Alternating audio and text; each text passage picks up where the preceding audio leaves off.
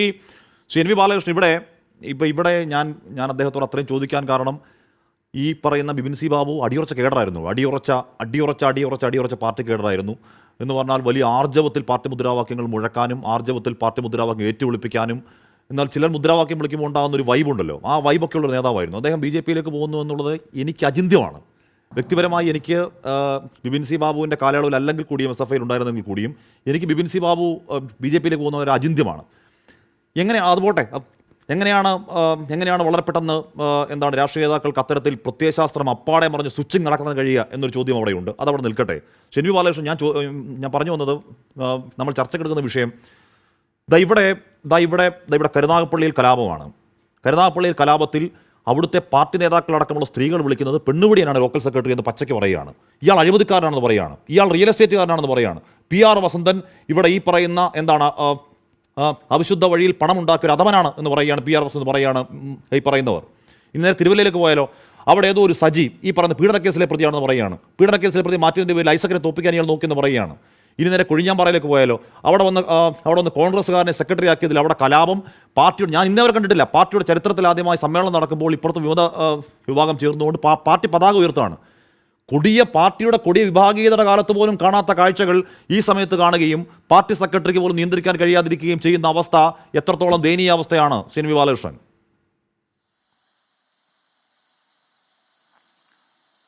Mister Hashmi, ഞാൻ നേരത്തെ നടന്ന ചർച്ചകളൊന്നും കേട്ടിട്ടില്ല. അവസാനമായി ബിപിൻ സി ബാബുവിടെ ചില വാർത്താനങ്ങൾ മാത്രമാണ് കേട്ടത്. അതുകൊണ്ട് അതിനോടൊന്ന് ചെറുതായി പ്രതികരിച്ച് തുടങ്ങണമെന്ന് എനിക്ക് തോന്നുന്നു. അദ്ദേഹം ഇവിടെ പറഞ്ഞിട്ടുള്ള അദ്ദേഹത്തിൻ്റെ വ്യക്തിപരമായ വിവാഹം അതുമൊക്കെ ആയിട്ട് ബന്ധപ്പെട്ട കാര്യങ്ങളിലേക്കൊന്നും ഞാൻ കടന്നു പോകുന്നില്ല. അത് സംബന്ധിച്ചൊക്കെയുള്ള വിവരങ്ങളൊക്കെ നാട്ടുകാരുടെ മുമ്പിലുണ്ട്. പിന്നെ CPM-നകത്ത് ആളുകളെ ഒതുക്കുന്നതിന് വേണ്ടി ഒക്കെയുള്ള വലിയ പ്രവർത്തനങ്ങൾ നടക്കുന്നുണ്ട് എന്ന് അനുഭവം കൊണ്ട് അറിയാവുന്ന ഒരാളാണ് ഞാൻ. അതിലൊന്നും യാതൊരു സംശയവുമില്ല. വേണ്ടപ്പെട്ടവരെ സംരക്ഷിക്കും, തങ്ങൾക്ക് ഇഷ്ടമില്ലാത്തവരെ ശരിപ്പെടുത്തും, അതൊക്കെ CPM-ൻ്റെ ഒരു പൊതുരീതിയാണ്. അതുപോലെ മറ്റു തരത്തിലുള്ള ആക്ഷേപങ്ങളൊക്കെ CPM-ൻ്റെ അകത്ത് സ്ഥിരമായി ഉന്നയിക്കാറുണ്ട്. പക്ഷെ അതൊക്കെ നടക്കുമ്പോഴും ബിപിൻ സി ബാബു ഇപ്പോൾ പറഞ്ഞ കാര്യങ്ങൾ കേൾക്കുമ്പോൾ എനിക്ക് എന്തോ ഒരു വലിയ മാനസിക പ്രയാസം തോന്നുന്നുണ്ട്. അദ്ദേഹം ആളുകളെ തെറ്റിദ്ധരിപ്പിക്കാൻ കാര്യമായിട്ട് ശ്രമിക്കുന്നുണ്ട്. ഒന്ന്, അദ്ദേഹത്തിൻ്റെ പേരിലുള്ള ഒരു ആക്ഷേപം വന്നപ്പോൾ അതിന് അന്വേഷണ കമ്മീഷനെ വെച്ച് തെളിവെടുത്തതിന് ശേഷം മാത്രമേ നടപടിയെടുക്കാൻ പാടുള്ളൂ എന്നാണ് അദ്ദേഹം പറയുന്നത്. പക്ഷേ CPM എന്ന് പറയുന്ന രാഷ്ട്രീയ പാർട്ടിയും അതുപോലെ നമ്മുടെ രാഷ്ട്രീയ പാർട്ടികളോ മറ്റ് സംഘടനകളൊക്കെ അന്വേഷണ കമ്മീഷനെ വെക്കുന്നത് ഒരു കാര്യത്തെ സംബന്ധിച്ച് ആ കമ്മിറ്റിക്ക് നടപടിയെടുക്കേണ്ടതോ തീരുമാനമെടുക്കേണ്ടതോ ആയ കമ്മിറ്റിക്ക് വ്യക്തമായ ധാരണയില്ലാതിരിക്കുമ്പോഴാണ്. ഒരുപാട് കാര്യങ്ങൾ അന്വേഷിച്ച് കണ്ടുപിടിക്കേണ്ടതുണ്ട് എന്നൊരവസ്ഥയുണ്ടെങ്കിലാണ് സാധാരണഗതിയിൽ പാർട്ടി ഒരു അന്വേഷണ കമ്മീഷനെ വെക്കുക. അല്ലാത്ത സമയത്ത് പാർട്ടി കമ്മിറ്റിക്ക് കൃത്യമായ വിവരങ്ങളെല്ലാം മുമ്പിലുണ്ടെങ്കിൽ അവർക്ക് അത് വെച്ച് തന്നെ നടപടി എടുക്കാവുന്നേ ഉള്ളൂ. അതായത് അദ്ദേഹം പലതരത്തിൽ തെറ്റിദ്ധരിപ്പിക്കാൻ ശ്രമിക്കുന്നുണ്ട്. അത് നിൽക്കട്ടെ, അത് ഞാൻ അതിലെ അദ്ദേഹത്തിൻ്റെ വിശദാംശങ്ങളിലേക്കൊന്നും പോകുന്നില്ല.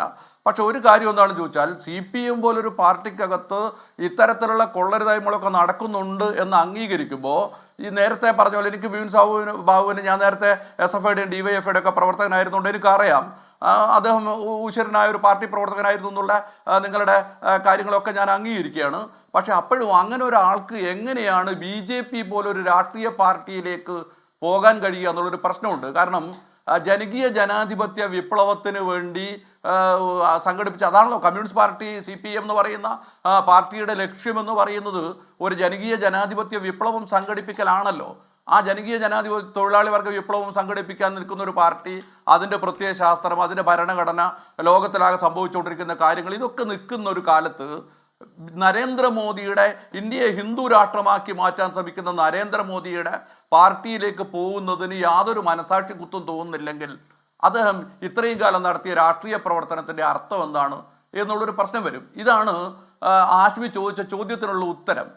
CPM പോലൊരു രാഷ്ട്രീയ പാർട്ടിക്കകത്ത് ഇന്നുള്ള ആളുകളിൽ ഞാൻ പറയുന്നു മഹാഭൂരിപക്ഷമല്ല, അതിനപ്പുറത്തെ ഭൂരിപക്ഷം ആളുകൾ ഇതുപോലെ തങ്ങളുടെ അവസരങ്ങൾക്ക് വേണ്ടി, തങ്ങളുടെ ലാഭത്തിന് വേണ്ടി, തങ്ങളുടെ വ്യക്തിപരമായ നേട്ടങ്ങൾക്ക് വേണ്ടി പാർട്ടിയിൽ നിൽക്കുകയാണ്. ഒരേ കടൽ എന്ന് പറയുന്ന ഒരു സിദ്ധാന്തമുണ്ട്.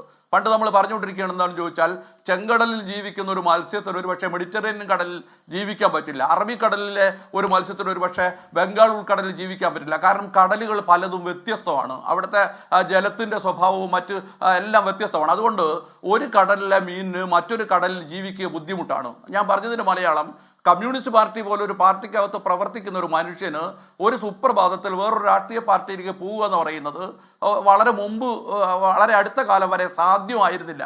കാര്യം എന്താണെന്ന് ചോദിച്ചാൽ വ്യത്യസ്ത സ്വഭാവങ്ങളുള്ള രാഷ്ട്രീയ പാർട്ടികളാണ്. ഇപ്പോൾ ആ പ്രശ്നം ഈ രാഷ്ട്രീയ പാർട്ടികൾക്ക് ഇടയിൽ ഇല്ലാതായിരിക്കുന്നു. CPM ഒരു പാർട്ടിയാണ്, കോൺഗ്രസ് വേറൊരു പാർട്ടിയാണ്, BJP വേറൊരു പാർട്ടിയാണ്, ജനതാദൾ വേറൊരു രാഷ്ട്രീയ പാർട്ടിയാണ്. ഇങ്ങനെ വ്യത്യസ്ത പേരുകളുള്ള പാർട്ടികൾ എന്നതിനപ്പുറത്തോട്ട് ഇതെല്ലാം ഒരേ കടലാണ്, ഒരേ ലക്ഷ്യത്തിന് വേണ്ടിയാണ്, ഒരേ ആവശ്യങ്ങൾക്ക് വേണ്ടിയാണ് ആൾ പാർട്ടിയിൽ പ്രവർത്തിക്കുന്നത് എന്ന സ്ഥിതിയിലേക്ക് കാര്യങ്ങൾ എത്തിയിരിക്കുന്നു എന്നതാണ് പ്രശ്നം.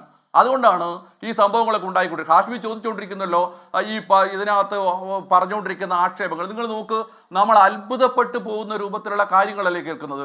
ഈ ആലപ്പുഴയിൽ നിന്ന് കഴിഞ്ഞ കുറച്ചു കാലമായി നമ്മൾ പുറത്തു കേട്ട വാർത്തകൾ എന്തൊക്കെയാണ്? അവിടുത്തെ ഒരു യുവജന നേതാവ്, അയാളെന്തോ ഷാനവാസ് മറ്റേ പേരായ കക്ഷി മയക്കുമരുന്നുമായിട്ട് ബന്ധപ്പെട്ട കച്ചവടത്തിലാണ്. ആ മയക്കുമരുന്ന് ഈ ആക്ഷേപം ഉയർത്തുന്നവരാണ്, വേറെ ആരെങ്കിലും അല്ല, CPM-നകത്തുള്ള ആളുകൾ തന്നെയാണ്. ഇയാൾ മയക്കുമരുന്ന് കാര്യങ്ങളാണ്. അതുപോലെ തന്നെ തടിക്കച്ചവടക്കാരനായിട്ടുള്ള ഒരാൾ തടി അറുത്ത് കടത്തിക്കൊണ്ടുപോയിട്ട് തടി മാഫിയായിട്ട് പ്രവർത്തിക്കുന്ന ഒരാൾ, അയാൾക്കെതിരായി പിന്നെ തെളിവുകൾ നൽകുന്നവരാണ്, അല്ലെങ്കിൽ അയാളെ ഒറ്റ കൊടുക്കുന്നവരാണ് അതേ CPM-നകത്തുള്ള ആളാണ്. വേറൊരു പാർട്ടി നേതാവുമായിട്ട് ബന്ധപ്പെട്ട് 50-ലധികം സ്ത്രീകളുടെ നഗ്ന ചിത്രങ്ങൾ അയാൾ സൂക്ഷിച്ചു വെക്കുക അത്ര, എന്നിട്ട് ഏതോ കുളിമുറി കയറിയ പ്രശ്നം ഉണ്ടാക്കുന്നതായിട്ട് ബന്ധപ്പെട്ട് ഇതൊക്കെ CPM-നകത്ത് സംഭവിക്കുന്നതാണ് എന്ന് നമുക്ക് സങ്കല്പിക്കാൻ പറ്റുമോ? പഴയ CPM-നകത്ത് ഇത്തരത്തിലുള്ള എന്തെങ്കിലും കാര്യങ്ങളെ പറ്റി നമുക്ക് ചിന്തിക്കാൻ പറ്റും? ഇപ്പൊ ഇത്രയേ പ്രശ്നമുള്ളൂ. CPM എന്ന് പറയുന്ന രാഷ്ട്രീയ പാർട്ടിയെ തൻ്റെ കാര്യലാഭത്തിന് വേണ്ടി, തൻ്റെ അവസരങ്ങൾക്ക്, തനിക്ക് പണം ഉണ്ടാക്കുന്നതിന്, തനിക്ക് അധികാരം ഉപയോഗിക്കുന്നതിന്, തനിക്ക് സുഖിക്കുന്നതിന് ഉള്ള ഒരു അവസരമാണ് CPM എന്ന് പറയുന്ന രാഷ്ട്രീയ പാർട്ടി. കാരണം പലപ്പോഴും അധികാരം കൈകാര്യം ചെയ്യുന്ന പാർട്ടിയാണ്. നാട്ടിൽ ഒരുപാട് പലതരത്തിലുള്ള രാഷ്ട്രീയ സ്വാധീനം ചെലുത്താൻ കഴിയുന്ന രൂപത്തിലുള്ള സംവിധാനങ്ങൾ, ഇൻസ്റ്റിറ്റ്യൂഷൻസ് സഹകരണ മേഖലയിലും അതുപോലെ മറ്റു പലതരത്തിലുള്ള സ്ഥാപനങ്ങളുണ്ട്. ഇതിൻ്റെയൊക്കെ അധികാരത്തിലേക്ക് വരുമ്പോൾ സമൂഹത്തിൽ വലിയ തോതിലുള്ള കാര്യങ്ങൾ നടത്താൻ പറ്റും. ഇതൊക്കെ ചെയ്യുന്നതിന് വേണ്ടി കമ്മ്യൂണിസ്റ്റ് പാർട്ടിക്കകത്ത് ശരി, ഞാൻ ചെറിയ സംഗീത പ്രശ്നമാണ്. തിരികെ എത്താം.